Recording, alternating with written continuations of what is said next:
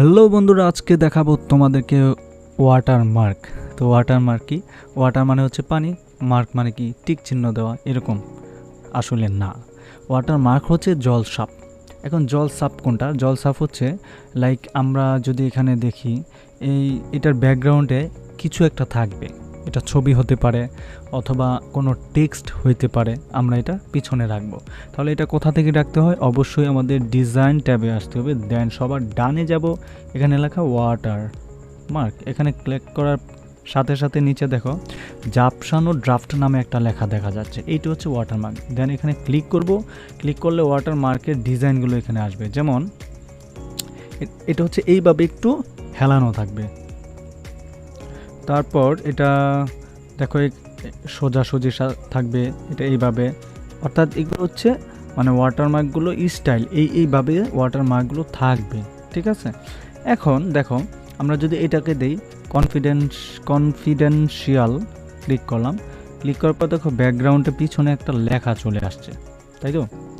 এই যে ব্যাকগ্রাউন্ডের লেখাটা, এই লেখাটা কিন্তু এই কনফিডেন্সিয়াল থাকলেই হবে না, ব্যাকগ্রাউন্ডের লেখাটা অন্য একটা লেখা থাকতে হবে।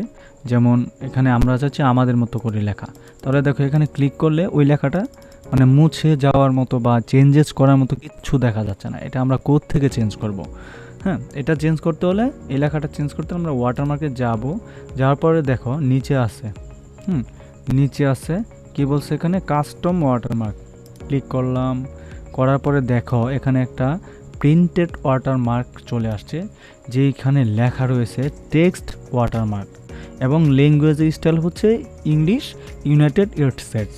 দেন টেক্সটের নাম হচ্ছে এটা, ফন্টের নাম হচ্ছে ক্যালিব্রি, দেন সাইজ হচ্ছে অটো, কালার হচ্ছে সাদা।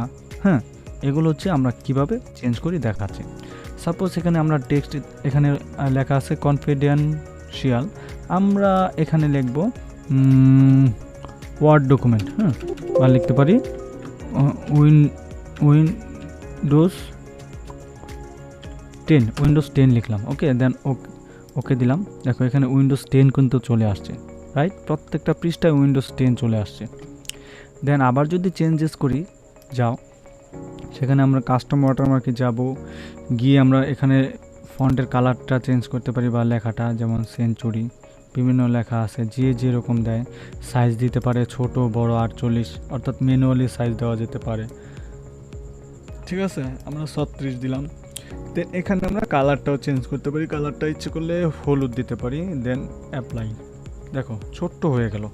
আবার যদি চেঞ্জেস করে আমরা লাল দিই, অ্যাপ্লাই দিলাম, দেখো লাল হয়ে গেল ব্যাকগ্রাউন্ডে ছোট্ট করে, ওকে। এইভাবে ট্রান্সপারেন্সি দেই, ওকে ওকে। দেখো একটু কি হয়ে গেল, লেখাটা একটু বেশি ডিপলি দেখাচ্ছে, মানে বেশি দেখাচ্ছে কালারটা।